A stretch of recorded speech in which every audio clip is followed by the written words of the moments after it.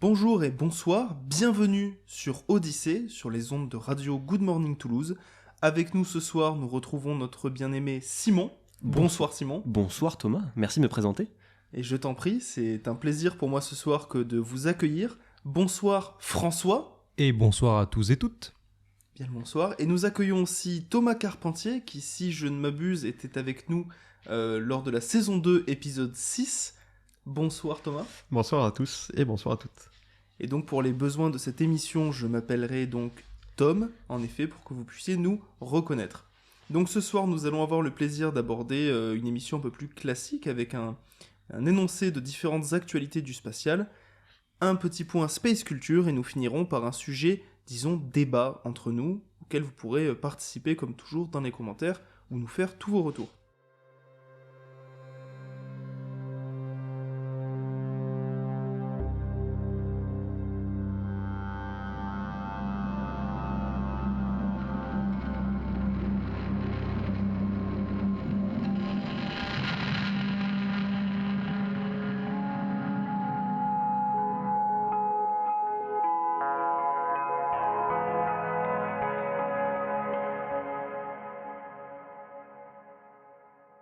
J'ai le plaisir de commencer par la présentation de mon actualité, une actualité qui devrait arriver incessamment sous peu, du moins dans l'année 2023, et nous allons parler de la sonde JUICE. La sonde qui a fait parler récemment sur les réseaux, puisque l'ESA avait lancé un petit jeu concours pour créer le cocktail en rapport à JUICE. Coucou l'ESA. Et surtout, moi ce que j'aimerais c'est vous parler de cette sonde. Déjà avant tout, est-ce que messieurs autour de la table, vous avez un peu suivi le travail réalisé autour de la sonde? J'ai beaucoup suivi cette sonde, les lunes de Jupiter me fascinent énormément et le 20 janvier dernier j'ai eu la chance d'aller la voir même en salle blanche quand ils ont dévoilé la plaque en l'honneur de Galilée qui a été installée justement sur la sonde JUICE. Super anecdote. On n'a pas tous la même vie, j'ai envie de le dire. Non. Mais oui, c'est une mission hyper intéressante de l'Agence spatiale européenne et j'ai très hâte qu'elle décolle. Ça va venir bientôt. À l'heure actuelle, elle est encore à Toulouse, je crois. En tout cas, c'est un peu secret, bien entendu. Mais non, très hâte de suivre cette histoire. Ouais. Très bien. Alors du coup, pour vous faire un petit récap de la sonde JUICE, il y a un décollage au CSG qui est prévu avec l'avant-dernier tir, normalement, d'Ariane 5, avant le remplacement par la belle et grande Ariane 6. Comme l'a si bien dit Simon, elle est actuellement à Toulouse. Elle est passée par Airbus pour effectuer quelques tests. Et donc, nous devrions avoir un lancement, pour l'instant annoncé courant avril 2023, avec un voyage de presque 8 ans, qui devrait comporter 35 survols des lunes de Jupiter, mais avant, un survol de la Terre, même 3, un survol de Vénus, et un beau voyage qui nous amènera enfin autour de Ganymède en 2034 approximativement. Pour information, c'est la première sonde européenne qui ira au-delà de Mars, première sonde qui n'aura pas eu la participation directe de la NASA, car sinon nous pourrions intégrer Cassini-Huygens. Et enfin, pourquoi nous envoyons cette sonde autour des lunes de Jupiter? Eh bien, c'est pour étudier la susceptibilité de la planète et de ses lunes à accueillir la vie, mais aussi d'avoir Ganymède comme potentielle planète habitable, ou encore explorer les régions d'Europe, et pourquoi pas étudier Callisto comme vestige du système jovien initial. Voilà. Est-ce que vous, messieurs, vous avez un petit peu... quels sont vos ressentis quant à cette mission? Comment vous la voyez face à des missions comme Artemis, face à des missions comme ce qui se passe autour de Mars? Comment vous percevez un peu ça, Thomas? Comme tu disais, c'est une énorme mission pour l'Agence spatiale européenne puisque ça fait partie de ces grosses missions, les flagships. La dernière en date, sans compter le JWST, qui était surtout du côté de la NASA, mais l'ESA a une grande participation dans le JWST. La dernière grande mission européenne, c'était Rosetta, qui est arrivée en 2014 auprès de la comète Chury, et qui a ensuite posé un atterrisseur Philae. C'est une énorme mission avec énormément d'enjeux scientifiques, mais aussi d'un point de vue politique pour l'ESA. Avoir une mission comme celle-ci, ça permet de raffirmer sa place, même d'un point de vue, en tant que politique scientifique, une place importante dans le milieu du spatial. Super, mais en plus c'est bien parce que tu nous rapportes quelques points historiques très bien choisis. Simon? Ouais, non, mais moi, c'est une mission que j'ai suivie, disons, dans ses prémices qui m'intéressaient, mais sans voir l'ampleur de ce que ça représentait, en fait. Et aujourd'hui, je me rends compte à quel point elle pourrait, scientifiquement, d'un point de vue international, nous apporter des informations qu'on n'a absolument pas à l'heure actuelle. On connaît un peu Jupiter quand même, on a des sondes qui sont passées proches et qui ont visité certains de ses plus gros satellites, mais là le but c'est vraiment pas de cartographier, mais d'aller déjà recenser et observer d'un peu plus près certains satellites un peu plus secondaires, et je trouve que c'est hyper important parce que tu me rappelles, enfin je sais plus qui a le nombre, il y a 70 satellites environ de Jupiter, 79 précisément, 79. mais 4 lunes principales, dont 3 qui vont être étudiées par JUICE justement, donc Europe, Ganymède et Callisto. Voilà, et puis il y a des vraies découvertes scientifiques qu'on attend sur la composition interne, enfin les activités, la vie disons de ces lunes qui sont vachement intéressantes sur plein d'aspects. Donc très très intéressé et motivé par l'envoi de cette mission, quoi. Super, merci messieurs. Thomas, du coup, tu voulais nous parler non pas d'une sonde, mais d'un rover d'une autre contrée. Je te laisse la parole. Alors en effet, moi je vais remonter un peu plus proche que Jupiter, je vais me poser vers Mars, puisque en février 2021, il y a une mission chinoise qui s'est mise en orbite autour de Mars, du coup. C'est la mission Tianwen-1, pardon, qui a ensuite eu comme objectif d'envoyer un atterrisseur à la surface de Mars. C'était en mai 2021, donc quelques mois après la mise en orbite. Et dans cet atterrisseur se trouvait un rover, le rover Shurong, qui est devenu le deuxième rover, enfin la deuxième nation aussi, la Chine, à réussir à poser un atterrisseur et à faire rouler quelque chose sur Mars. Et ce rover Shurong, c'est donc déjà une immense réussite scientifique, puisqu'il a réussi toute sa mission, il a fini sa mission scientifique il y a quelques mois de cela. Il a pu découvrir plusieurs choses dans là où il a atterri, la plaine Utopia Planitia, une immense plaine qui fait plus de 3000 km de distance, où c'est très plat, mais il y a quand même des endroits assez intéressants. On a découvert notamment du volcanisme de boue, qui a eu lieu il y a quelques milliards d'années dans cette zone, que Shurong a pu étudier. Mais je parle quand même d'actualité pour cette mission, puisque à la base, ce rover qui devait fonctionner pendant 90 jours, 3 mois, il a dépassé cette durée de vie initiale, puisque ça faisait plus d'1 an qu'il fonctionnait, au moment où il s'est mis en hibernation sur Mars, puisque les hivers martiens sont très compliqués.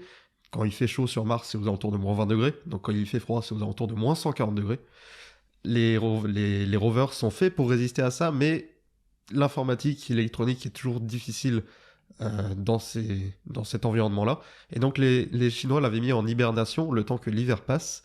Et il était censé se réveiller en décembre 2022, il y a 1 mois de cela.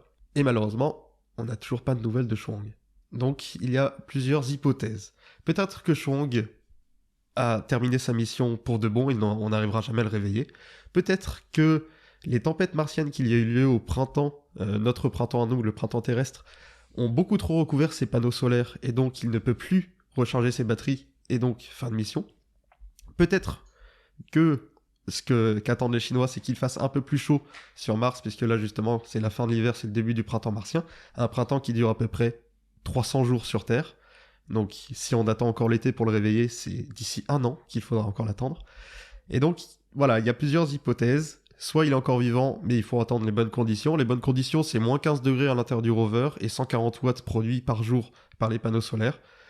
Soit c'est la fin de la mission, mais les Chinois ont réussi quelque chose qu'aucune autre nation pour l'instant n'a réussi à faire avant les Américains.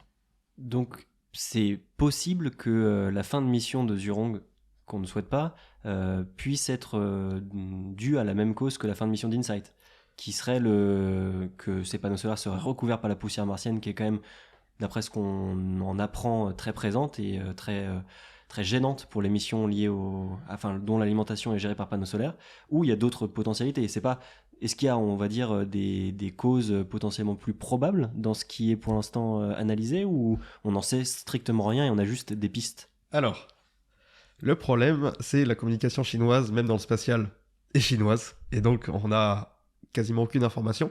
On peut se rattacher quand même au profil Weibo, donc c'est un peu le Twitter chinois, où Shurong a un compte Weibo, et il y a quelques jours, ils avaient mis un post pour célébrer le nouvel an lunaire, et des personnes avaient répondu à ce post pour demander est-ce que t'es réveillé, etc. Et le compte Weibo de Shurong avait répondu on n'a pas les bonnes conditions pour que je me réveille. Donc peut-être que même si les panneaux solaires sont recouverts, c'est indéniable, on a des photos de Shurong qu'il a pu prendre de lui-même, où en effet il est recouvert de poussière, mais comme les rovers américains, Spirit et Opportunity avaient été recouverts de poussière aussi par moment, mais on pouvait quand même continuer à recevoir suffisamment d'énergie solaire pour les recharger. Donc Est-ce que c'est la poussière, puisque à cause des tempêtes de sable martienne, ça les a totalement couverts? C'est une possibilité, comme je le disais.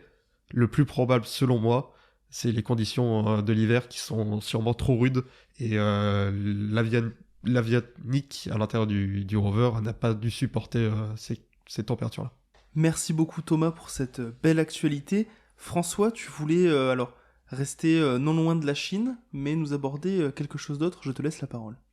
Oui, je vous propose d'aller dans l'Empire du Soleil Levant, sur une actualité peut-être un peu froide. Eh bien pour commencer, je dirais quand on dit New Space, on pense États-Unis, Musk, Bezos, Branson, SpaceX. Pourtant, en fait, il est aussi possible de penser japonais, de penser Takeshi Akamada, qui est aussi un nom du New Space au Japon, et de penser eSpace. Alors pourquoi je dis actualité froide ? Parce que l'actualité dont je vais vous parler, c'est une mission qui a débuté en décembre 2022. On a 2 mois de retard, c'est pas trop grave encore. C'est une mission qui, là je me rattrape un peu aux branches, le 20 janvier dernier a été le plus loin de la Terre qu'elle va connaître durant le cours de ses missions. C'est une mission donc qui est commanditée par la NASA, qui a été lancée par un lanceur SpaceX, donc ça reste un peu américain, mais qui va en fait poser un rover qui est émirati à l'aide d'un atterrisseur lunaire qui est japonais, qui s'appelle Hakuto Air et qui est développé par eSpace. Alors ce qui est intéressant, c'est que le but de cette mission, c'est que la mission va récupérer en fait des morceaux d'échantillons lunaires et les vendre à la NASA pour $5,000. Bon, c'est dans le cadre d'une mission, donc finalement c'est plus un partenariat certainement. Pourquoi c'est intéressant ? Eh bien parce qu'on est dans cette logique de considérer qu'il est possible de vendre des échantillons de la Lune. Et donc le New Space, au-delà même du secteur privé, c'est aussi un cadre juridique. Je retombe un petit peu sur ce que j'aime aborder en général. Et c'est pas forcément étonnant que le Japon soit très impliqué dans cette dynamique du New Space qui est de privatiser, qui est de permettre l'exploitation des ressources. Pourquoi ? Eh bien, petit rappel, et c'est là où mon actualité est un peu froide, c'est que le Japon, c'est l'un des premiers pays signataires des accords Artemis, qui permet justement de s'approprier des ressources lunaires. Le Japon, c'est l'un des, je crois que c'est dans les 3-4 premiers pays à avoir passé une loi nationale permettant l'exploitation et la privatisation des ressources, donc c'est en 2021. C'est un pays qui l'a fait également suite à une forme de lobbying, mais certainement un accord aussi, de toute façon il n'y a pas besoin de faire beaucoup de lobbying là-dessus, des industriels japonais, qui se sont regroupés dans ce que l'on appelle la Lunar Industry Vision, qui avait en fait sorti un rapport en juillet 2021 qui a accompagné la rédaction de la loi japonaise de privatisation. Et enfin, c'est peut-être pas si étonnant, dans un État qui a déjà connu des missions, en tout cas des projets qui sont un petit peu étonnants, et je pense notamment en 2019 à la mission, au projet Sky Canvas de l'entreprise Astro Live Experience, qui avait comme projet de créer des étoiles filantes artificielles. Donc une forme d'appropriation du ciel, de dire que le ciel, finalement, si on peut opérer des missions, si on peut créer des étoiles filantes artificielles, eh bien pourquoi pas le faire ? Quand bien même le ciel appartiendrait à tout le monde. Donc c'est pas étonnant en fait que le New Space trouve aussi un havre au pays du soleil levant. Merci beaucoup François. Simon, tu avais toi aussi de belles choses à nous présenter ce soir, nous t'écoutons. Quelques nouvelles d'un sujet qui me passionne, vous le savez peut-être. Moi je parle des fusées très souvent. Je sais que c'est pas forcément le dada de tout le monde, mais moi quand ça décolle et que ça décolle bien, sans péter, parce qu'on n'est pas là pour parler de feux d'artifice, ça me plaît. Et il y a beaucoup d'évolutions dernièrement. Là François, tu nous parlais du New Space, et forcément, comme tu l'as dit, on pense à Musk, on pense à SpaceX, et on va y revenir, mais il n'y a pas que lui. Il y a d'autres entreprises américaines notamment. Je voulais vous parler de Relativity Space, qui est une entreprise donc des US, qui est en train de préparer son lancement inaugural de sa première fusée, qui s'appelle Terran One, et qui aura pour but de transiter ensuite vers une deuxième fusée qui, elle, sera potentiellement entièrement réutilisable, un mini Starship en somme. Mais pour l'instant, voilà, ils ont leur vol inaugural qui est prévu pour l'instant pour courant février. On sait que les premiers lancements, ça peut très vite couler, glisser en fonction des aléas de répétition. Mais là, la première répétition générale qui s'est passée début décembre 2022 semble s'être déroulée sans trop d'accrocs. Et ils sont déjà aussi dans un développement avancé de leur second moteur qui propulsera donc la deuxième fusée potentiellement réutilisable qui s'appelle Terran Air. Et la particularité de cette entreprise, c'est que quasiment toutes leurs pièces, à plus de 90%, sont produites en impression 3D. Donc ce qui permet à la fois de réduire des coûts une fois que tu as bien développé quand même ton système d'assemblage, et aussi de produire beaucoup plus vite des fusées, et de simplifier, disons, la production globalisée. Donc très intéressant, mais on ne presque pas qu'aux US, parce que la Chine, comme on l'a évoqué, développe très rapidement de nouvelles technologies de lanceurs. Et là, je voulais vous parler d'une fusée qui s'appelle la Zhuqiu 2 de l'entreprise Landscape, donc chinoise, qui aurait pu être la première fusée au méthane à décoller et à aller en orbite terrestre. Il y a une grosse course sur cette question-là, mais malheureusement, son premier vol, donc son vol inaugural, a été un échec partiel parce qu'il y a eu un problème au moment de la séparation du premier et du deuxième étage. Le moteur s'est bien déclenché, mais en gros, des moteurs auxiliaires qui géraient son inclinaison et le bon détachement du premier étage par rapport au deuxième n'ont pas fonctionné, donc la fusée n'a pas atteint l'orbite, donc c'est un échec. Mais bon, les Chinois sont quand même très en avance, enfin en tout cas bien dans la course pour la première fusée au méthane, et ce qui me permet de transiter vers les deux gros mastodontes qu'on attend depuis un petit moment. Forcément, on parle de New Space, on parle quand même de SpaceX, qui avance sur son Starship, donc le gigantesque lanceur qui devrait pouvoir être lui aussi entièrement réutilisable, mais dont on attend le premier rugissement de ses 33 moteurs, qui devrait arriver incessamment sous peu, car il a conduit une répétition générale lui aussi sur son pas de tir cette semaine, et la prochaine étape potentielle, c'est donc ce qu'on appelle le tir statique, donc un allumage de tous les moteurs du premier étage, à savoir 33 moteurs Raptor, qui serait la poussée la plus importante jamais enregistrée sur Terre pour un lanceur. Après, le but, c'est que ça n'explose pas, que ça ne détruise pas le pas de tir également, et que en plus de ça, ça puisse bien sûr s'envoler comme on l'a pensé. Mais bon, ça avance, mais il y a aussi un autre concurrent américain, qui est la fusée Vulcan, qui est développée par l'entreprise ULA, avec un moteur de Blue Origin, Jeff Bezos, donc la petite rivalité entre Musk et Jeff Bezos continue, qui pourrait potentiellement décoller fin février. Ça paraît quand même vachement optimiste, mais c'est ceux qui sont le plus avancés, et donc, comme je vous l'ai expliqué avant, ça serait potentiellement la première fusée propulsée au méthane et à l'oxygène liquide en orbite terrestre, et là, je pense que Musk, il l'aurait mauvaise. Et enfin, je voulais terminer rapidement par une autre actualité qui concerne la France, une entreprise française en l'occurrence, qui est moins avancée que les autres. Mais cette entreprise, elle s'appelle Latitude, ex-Venture Orbital Systems, donc on vous a déjà parlé dans d'autres émissions, et sur Horizon également, qui a effectué avec succès son premier allumage prolongé de leur premier moteur de fusée, le moteur Navier, qui est lui aussi imprimé en 3D, et ça fait quand même un petit quelque chose. Je vous invite, auditeurs et auditrices, à aller sur leurs réseaux sociaux, particulièrement Twitter, ils viennent de poster plusieurs vidéos de leur allumage moteur. Moi, personnellement, ça me fait quand même vibrer.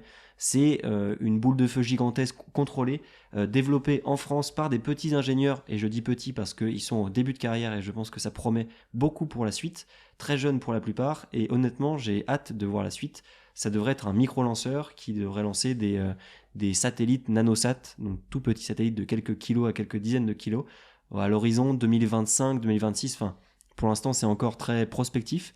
Mais voilà, je voulais vous parler d'un peu tout ça, et de vous dire que ça bouge un peu partout, et pas uniquement chez SpaceX.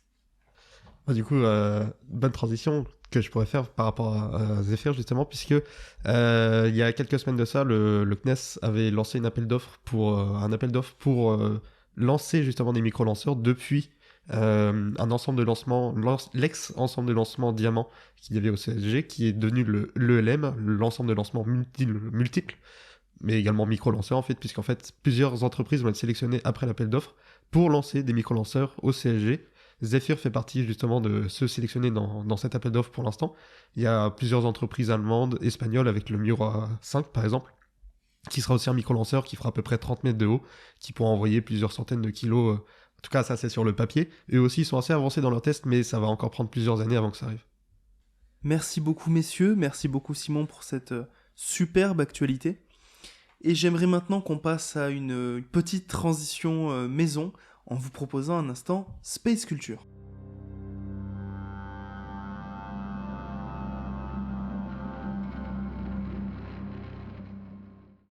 Et pour cet instant Space Culture, c'est moi qui aurai le plaisir de vous le présenter en vous lisant, pour jouer dans l'originalité du moment, puisqu'on en a beaucoup parlé autour de Noël, un court passage rédigé par Thomas Pesquet dans son livre La Terre entre nos mains.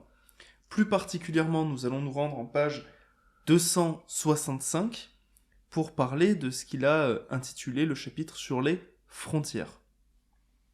L'ISS, un succès éclatant de la coopération internationale, est un assemblage de modules assez hétéroclites, construits aux quatre coins du monde par des ingénieurs, techniciens et ouvriers ne parlant pas la même langue, ayant des cultures différentes, mais choisissant de partager les valeurs liées à l'exploration spatiale. Par facilité et pour se comprendre entre nous, on a coutume de diviser la station en segments, fondés sur la nationalité de leur constructeur. C'est évidemment un raccourci, car l'ISS, même s'il s'agit du plus grand vaisseau spatial jamais construit, n'est pas délimité par des frontières au passage desquelles il faudrait montrer un passeport. À bord, nous sommes tous membres du même équipage. Depuis la station, nous survolons les frontières dites naturelles, fleuves, chaînes de montagnes, et celles tracées par les humains. Elles évoquent une histoire riche et parfois difficile, et même si les frontières nationales qui s'appliquent aux mers, terres et à l'espace aérien atmosphérique ne se prolongent pas dans l'espace, il existe un aspect stratégique des activités en orbite, pour lequel l'Europe tient son rang. Dans l'espace, on observe une solidarité particulière qui peut dénouer les antagonismes les plus forts, le traité de l'espace adopté en 1967, en pleine guerre froide, spécifie clairement que tous les États considéreront les astronautes comme des envoyés de l'humanité dans l'espace extra-atmosphérique et leur prêteront toute l'assistance possible en cas d'accident, de détresse ou d'atterrissage forcé sur le territoire d'un autre État parti au traité d'amérissage en haute mer. Cette propension qu'a l'espace à transcender les frontières est pour moi un vrai vecteur d'espoir. Oui, vu de là-haut, et sans minimiser l'impact sur leurs victimes, les vicissitudes de la diplomatie et les querelles de voisinage entre États paraissent parfois dérisoires. Réussir à s'unir au nom de valeurs positives et pacifiques pour construire ce vaisseau qui dépasse presque l'entendement m'apparaît comme un formidable accomplissement. Au point que certains, même si l'initiative n'a pas abouti, ont songé à attribuer à la Station Spatiale Internationale le prix Nobel de la paix.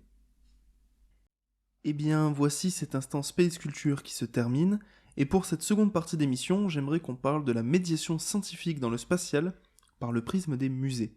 Et non pas des moindres, parce qu'aujourd'hui, pour rappel, nous avons Thomas avec nous. Et Thomas, toi qui as opéré dans la médiation à la Cité de l'Espace, maintenant la médiation sous une autre forme, quelle est un petit peu ta vision de ce musée vue de l'intérieur ? Alors, déjà, je tiens à rappeler que la Cité de l'Espace n'est pas un musée. La Cité de l'Espace, c'est un centre de culture scientifique. Donc, notre objectif, c'est en effet d'avoir des expositions par rapport au spatial, mais aussi de faire d'abord partager énormément de choses, même d'actualité, auprès du public à la Cité de l'Espace. Et donc, ce côté médiation, on va le retrouver dans nos objectifs, mais surtout dans ce qu'on va réaliser. Donc, les animations font partie justement de tout ça. La médiation, c'est pas que pour le scolaire, c'est aussi pour le grand public. La Cité de l'Espace en est un exemple. Et donc notre objectif, c'est de faire passer justement ces messages par rapport au spatial, expliquer pourquoi est-ce qu'on va sur la Lune, pourquoi est-ce qu'on va y retourner, pourquoi est-ce que Mars est si intéressant que ça. L'astronomie également, puisqu'on a notre coupole où on peut observer le Soleil pendant la journée. On peut également aller au planétarium, un des plus grands planétariums de France et d'Europe, où on peut justement faire le tour de l'univers. Donc ce côté-là de la Cité de l'Espace, côté médiation, c'est vraiment pour toucher un maximum de public, et de montrer aux gens à quel point l'espace reste magnifique. Mais on a aussi quand même le côté muséographie, en effet, avec nos expositions, on a différents objets. On a 2 magnifiques objets, on en a beaucoup plus, mais les 2 que je retiendrai surtout, c'est d'abord cette roche lunaire qui a été ramenée par Apollo 15 en 1971 et qu'on a maintenant à la Cité de l'Espace à Toulouse. Et on a également une véritable station Mir, alors pas celle qui était dans l'espace entre 1990 environ et 2001, mais un module de service d'une certaine manière qui servait aux entraînements à avoir des pièces de rechange pour la vraie station. Et donc ces objets ainsi que ces animations qu'on propose à la Cité de l'Espace, ça permet vraiment de montrer au public que le spatial, ça reste extrêmement accessible à beaucoup de monde et c'est vraiment le message qu'on veut faire passer. Alors, est-ce que vous, messieurs, vous avez un peu des retours à faire sur la Cité de l'Espace ? Et puis je prendrai aussi la parole là-dessus, mais Simon peut-être ? Non, mais la Cité de l'Espace, comme tu l'as dit, c'est pas forcément un musée. Je trouve qu'il y a un côté expérience qui est assez intéressant. Notamment, tu parlais de la station Mir, c'est vrai, qui était une station d'entraînement principalement, etc., qui représente à la fois la taille de ce type d'installation. Et aussi, moi, ce que j'ai bien aimé, alors la dernière fois que j'y suis allé, c'était pas accessible, mais c'était de pouvoir s'encapsuler dans un Soyouz en position fétale, comme pour un décollage ou un atterrissage d'une rentrée atmosphérique dans une capsule, qui permet donc d'aller de la station spatiale au sol ou du sol à la station spatiale. Et ça, je trouve le côté expérience vachement intéressant et plutôt bien fait à la Cité de l'Espace. Tu as évoqué le planétarium, c'est vrai que c'est un beau moment. Quand j'y retourne à chaque fois avec des nouvelles personnes, c'est un point de passage un peu obligé.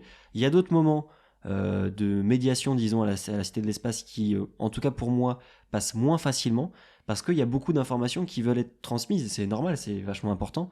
Mais il y a ce côté, voilà, volonté de transmettre des savoirs scientifiques en lien avec le spatial qui peut perdre un peu certaines personnes. Et c'est là où du coup on a quand même une différence avec un musée où tu découvres normalement dans le principe même d'un musée, c'est découvrir des objets historiques avec un petit peu d'histoire patrimoniale de pourquoi ils sont là, d'où ils viennent. Là, il n'y a pas que ça, la Cité de l'Espace, loin de là. Il y a aussi des répliques, il y a aussi des questions éducatives. Et donc, je pense que c'est quand même un très bel outil, mais il ne faut pas qu'une personne vienne là en se disant je vais voir des pièces historiques et uniquement des pièces historiques. C'est pas la base de la mission, disons, de la Cité de l'Espace. Et je pense que c'est important de le rappeler avant d'y aller pour savoir à quoi t'attendre et du coup ne pas avoir cette déception-là liée à ce manque ou à ce trop-plein d'informations aussi. Tu parlais d'expérience et je pense justement il y a différentes choses à la Cité de l'Espace qui sont en train d'évoluer vers ce côté très expérimental en fait finalement, puisque cette année, enfin 2022, l'année dernière du coup maintenant, nous avons ouvert le Terra Martien, donc c'est une réplique d'un cratère martien dans lequel on fait évoluer deux rovers, donc deux répliques de rovers à taille réelle, le rover Perseverance et le rover Chorong, le rover américain et chinois. Et également cet été, on va ouvrir il a croisé les doigts, je tiens à le dire, vous l'avez pas vu, mais il a croisé les doigts. Va ouvrir ce qu'on appelle le Lune Explorer, qui va être une simulation de vol spatial vers la Lune. Et donc, les gens pourront ressentir en fait l'accélération, en tout cas une toute petite partie, de ce que ressentent les astronautes quand ils décollent en direction de la Lune. Et donc, ça permettra vraiment de faire cette expérience pour faire comprendre aux gens à quel point c'est compliqué d'être un astronaute finalement. Ça, on a déjà pu le voir avec une autre animation qu'on a, comment on les a recrutés ces astronautes, où on découvre comment les tests sont faits pour devenir un astronaute et à quel point c'est très compliqué de le devenir. Et ensuite, maintenant, ils pourront également découvrir à quel point c'est difficile, même quand on l'est, de subir justement ce qu'ils doivent subir. Donc l'expérience va prendre encore plus une grande place à la Cité de l'Espace et c'est un peu vers ça qu'on se dirige de plus en plus. Même si le côté patrimonial reste quand même assez important puisque on a quand même quelqu'un à la Cité de l'Espace qui est chargé justement de... Alors on n'a pas de conservateur ou de conservatrice, mais on a quand même quelqu'un qui est chargé du patrimoine des objets. Et donc on a quand même encore cet objectif. D'où la difficulté en fait d'avoir un site comme la Cité de l'Espace où on est sur des positions un peu bancales, où on n'est ni un musée, ni vraiment un parc à thème. Finalement on est entre les deux. Et c'est pour ça que c'est très bien géré finalement ce lien entre les deux. En fait, tout ce que tu viens de dire, ça alimente une question que je me pose. La Cité de l'Espace, c'est un très beau lieu, c'est très intéressant, on y apprend plein de choses. Mais est-ce qu'on n'est pas aussi dans un lieu qui est dans une position de promotion du spatial, ce qui peut-être du coup va plus du côté de Cité des sciences. On est là pour apprendre aux gens ce qu'est la science du spatial, leur montrer à quoi ça sert. Mais contrairement à un musée qui peut-être aurait une vue plus large et serait aussi, pas forcément pour et contre parce qu'on n'est pas dans un lieu de débat, mais dans la complétude du phénomène spatial, ça n'apparaît pas trop à la Cité de l'Espace, il me semble, mais peut-être que je me trompe, ça fait longtemps que j'y suis pas allé. On n'a pas vraiment d'éléments sur l'histoire peut-être sociale du spatial, ou les discours critiques à l'égard du spatial, ou les débats que le secteur peut susciter. Il me semble que c'est pas trop présent. C'est en effet une partie qui n'est pas tant que ça traitée, en tout cas dans les expositions, encore moins dans les animations, parce que les animations, ça reste quand même des petites pastilles, c'est entre 20 et 40 minutes maximum pour les animations. Dans les expositions, en effet, on n'a pas vraiment cette partie sociale, pour différentes raisons. La raison principale, honnêtement, c'est le manque de place. La Cité de l'Espace reste un site qui a ouvert en 1997. J'avais 2 mois quand la Cité de l'Espace a ouvert, donc ça fait un bail quand même maintenant. Et donc, à la base, on ne comptait pas accueillir les 400 000 visiteurs qu'on a par an maintenant. C'était pas ça, en tout cas, c'était pas les objectifs. Maintenant, ce sont clairement les objectifs. Les objectifs, c'est aussi d'aller encore plus loin, de toucher encore plus de monde à la Cité de l'Espace pour montrer encore une fois à quel point le spatial reste très important, notamment à Toulouse. Et donc, il y a ce manque de place on est obligé de faire des choix dans les expositions. Le spatial, vu qu'on a envie de couvrir un maximum par rapport au spatial, on doit faire des choix, puisque pourquoi est-ce qu'on parlerait de ça et pas de l'application satellitaire par rapport à la météo, par exemple, ou ce genre de choses.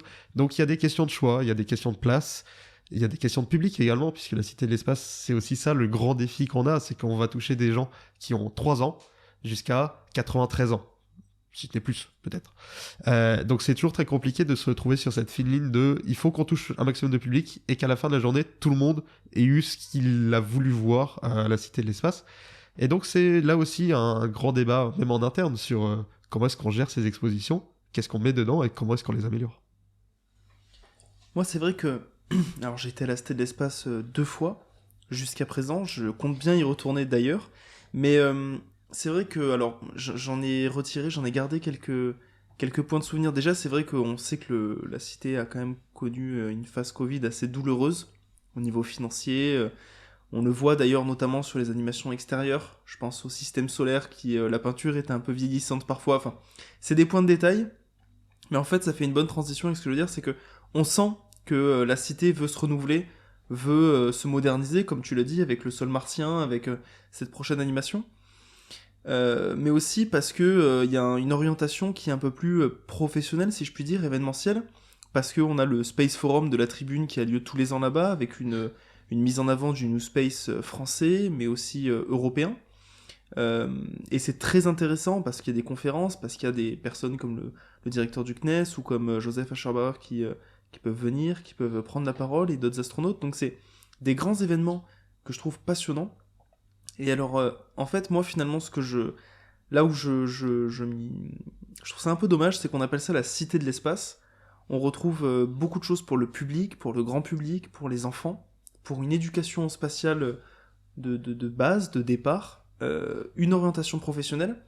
Mais finalement, pour tous ces jeunes et moins jeunes qui ont envie de s'orienter dans des carrières, dans des études et tout ça, il n'y a pas de vrai intérêt d'études, de recherche. Enfin, par exemple, il y a des endroits comme le CNES pour son personnel interne, ou comme d'autres entreprises qui ont ouvert des espèces de créalabs, des zones de travail, des zones de confort, des zones d'études.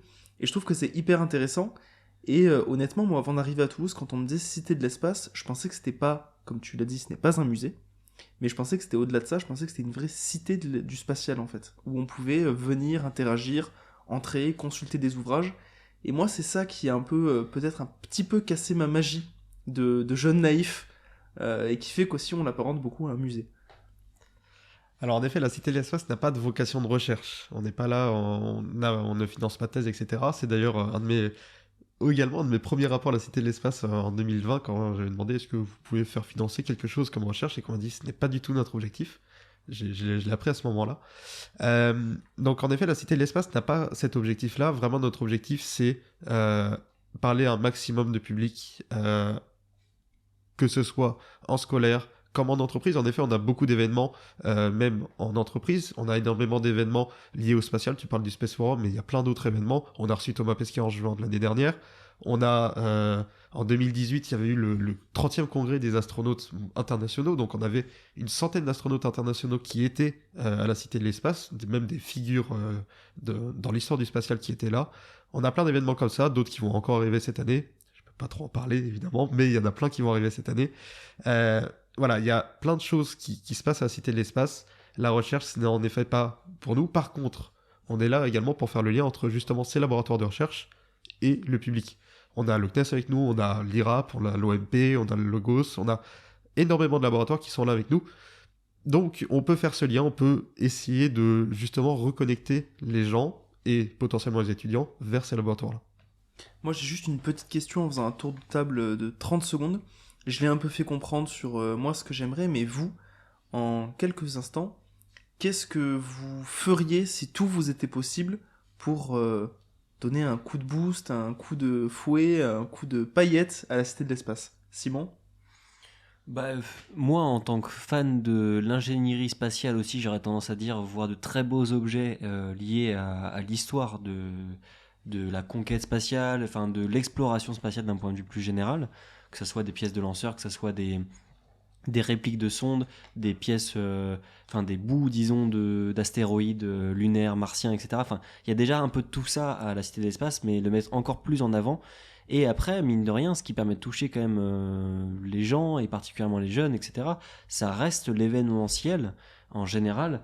Donc je trouve que là-dessus, les missions qui sont mises en place à la Cité de l'Espace pour les événements type atterrisseur, missions par exemple de Thomas Pesquet pour aller dans l'ISS et autres, ça fonctionne bien. Après, je me dis que ouais, il faudrait peut-être pousser plutôt le côté. Moi, ce qui me plaît, c'est le côté muséal. Donc, c'est plutôt ça aussi que je vais chercher quand je paye ma place pour ce genre de lieu. Et là-dessus, j'ai du contenu à la Cité d'Espace, mais j'ai l'impression qu'il est un peu trop dilué.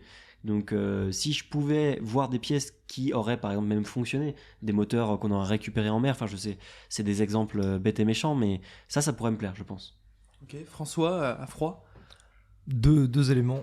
Le premier, je l'ai évoqué, ce serait moi peut-être un aspect plus sur l'histoire et plus de place peut-être pour un discours nuancé ou critique sur le spatial. Mais après, je comprends que ce soit pas forcément le lieu et qu'il y a un manque de place. Et puis de toute façon, lorsque les gens viennent sur une journée, c'est déjà une grosse journée, on peut pas tout leur donner.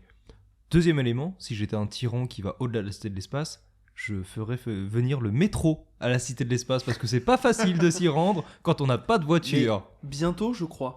En effet, en 2029, il y a la ligne C qui va ouvrir à Toulouse et ça sera alors pas directement la Cité de l'Espace, ça sera du côté de l'Imérac, mais il y aura un arrêt Cité de l'Espace. Il faudra marcher une petite dizaine de minutes avant de rejoindre la Cité, mais ça sera quand même beaucoup plus proche que maintenant. Mon Dieu, Donc mes ça grands arrive. projets de tyran ont été devancés. Enfin, à 10 par minutes le de maire. marche quand même. Mais et toi, Thomas, du coup, toi qui vois la Cité de l'Espace en interne, si tu pouvais avoir tous les pouvoirs et l'améliorer en un claquement de doigts, tu ferais? Qu'est-ce que je ferais?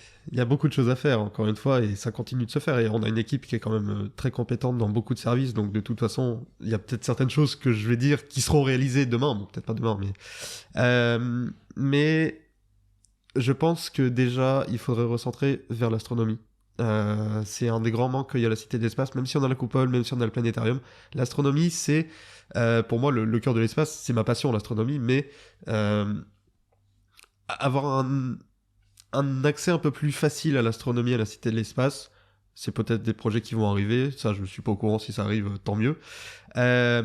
Mais sinon, dans l'ensemble, il y a quand même différentes choses en interne, et à passer par l'animation, il y a quand même quelques problèmes, notamment au niveau de pas de l'accessibilité, puisqu'on a, ça a été très bien géré, mais au niveau de l'ombre, par exemple l'été, où c'est beaucoup plus compliqué, ce genre de choses, moi ça serait plutôt dans le côté technique sur place, plutôt que sur ce qui est proposé dans les expositions, dans les animations, mais la Cité de l'Espace va continuer de s'améliorer sur tous ces points de toute façon.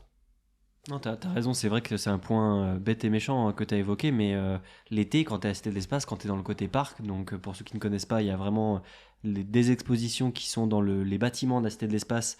Après, il y a un parc au milieu qui est très diversifié avec plein de choses à voir, dont la station Mir, dont une reproduction d'une Ariane 5 à échelle 1/1. Mais par contre, quand tu veux te protéger du soleil, qui à Toulouse peut être un tout petit peu costaud, bah t'as rien, quasiment rien, donc il fait très chaud, c'est difficile de profiter du coup de toutes les animations, etc. Peut-être que même que vous êtes obligé d'en annuler certaines pour éviter les risques d'insolation, etc. Mais c'est vrai que c'est un point d'amélioration potentiel. Et ça me fait penser à un petit point que moi je trouve intéressant et qui vous rapproche quand même d'un musée, c'est que je trouve que si on devait faire un comparatif avec le côté artistique de certains musées, vous avez beaucoup de ce qu'on appelle des facsimilés, c'est-à-dire des reproductions. J'ai cité la fusée Ariane 5 1/1, qui est un petit peu l'emblème, disons, de la Cité de l'Espace. Mais il y a aussi Mir, qui n'est pas une reproduction complètement, tu l'as évoqué, mais vous en avez d'autres, vous avez des moteurs reproduits, etc. Et ça, c'est quand même, mine de rien, un point qui vous rapproche aussi de fait d'un musée. Parce que c'est des choses qu'on peut retrouver, enfin, c'est des manières de fonctionner qu'on peut retrouver dans des musées classiques, quoi. Et ça, là-dessus, sans que tu rentres dans les détails secrets, bien entendu, mais c'est une volonté de la Cité de l'Espace de continuer dans cet axe-là, ou c'est des choses qui restaient et que c'est un peu vos emblèmes, quoi. Alors, il y a le côté en effet Ariane 5, c'est un peu l'emblème. La grande question, c'est quand il n'y aura plus Ariane 5, est-ce qu'on la remplacera avec une Ariane 6 ? Ça, c'est une grande question qui va peut-être se poser. Ariane 5, ça reste quand même un grand emblème du spatial français, donc si on doit juste garder Ariane 5, je pense que ça sera largement suffisant de toute façon. En termes de facsimilé, en plus, on peut rajouter, je parlais du terrain martien, on a des rovers taille réelle. On a même une reproduction du rover chinois qui est du côté caché de la Lune.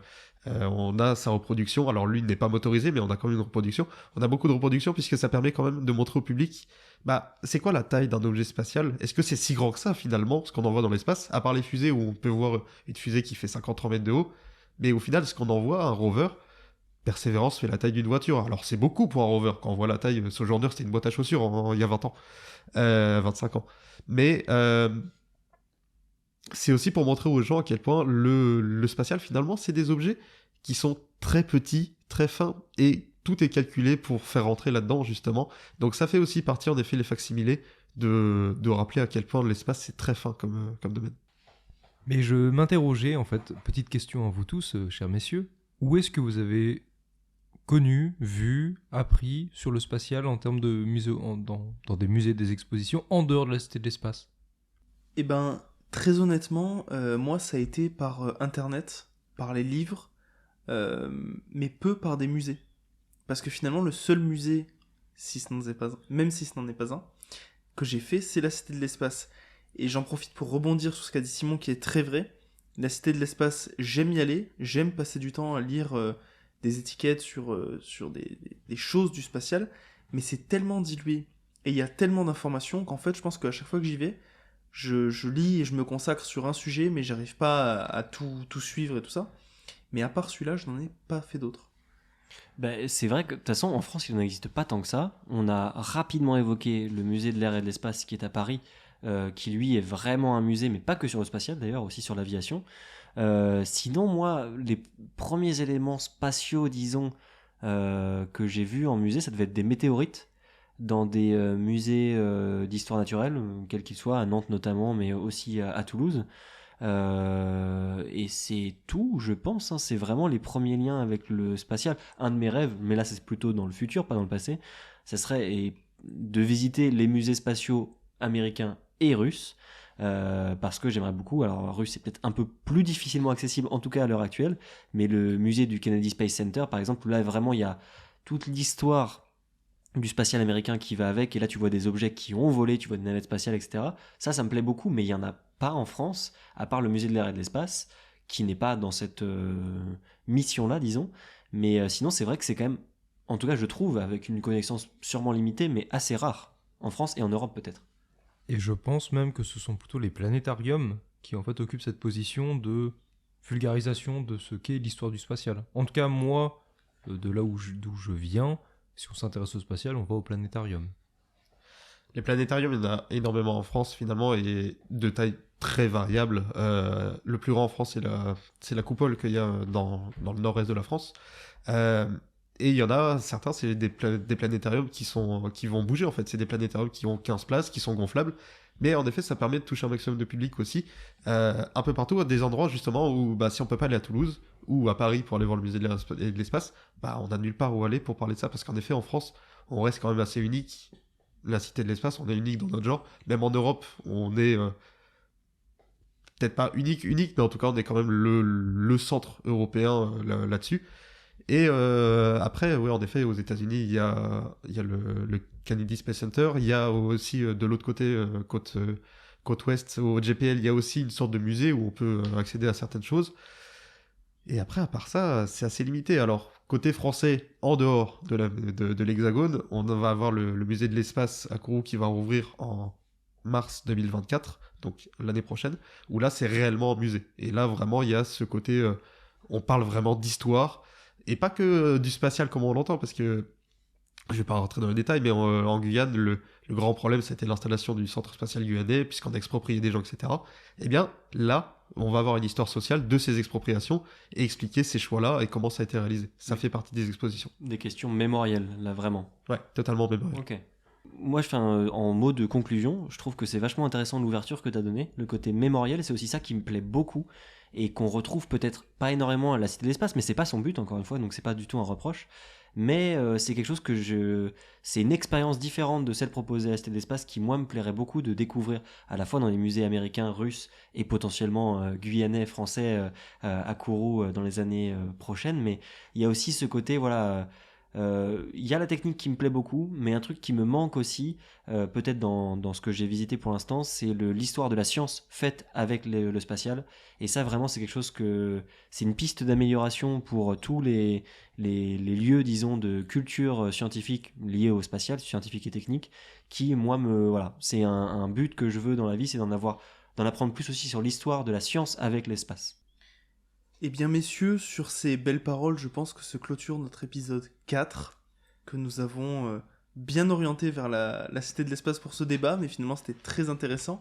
Merci beaucoup, Thomas, pour ta présence avec nous ce soir. Eh bien, merci à vous pour l'invitation, surtout, et j'espère pouvoir revenir une nouvelle fois, peut-être pas la semaine prochaine, peut-être avant. Mais avec grand plaisir. François, Simon, un petit mot de fin ?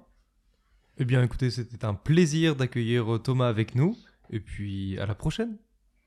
Et bravo à Tom, alias aussi Thomas, effectivement, pour cette animation plus que réussie. Et puis, à très bientôt.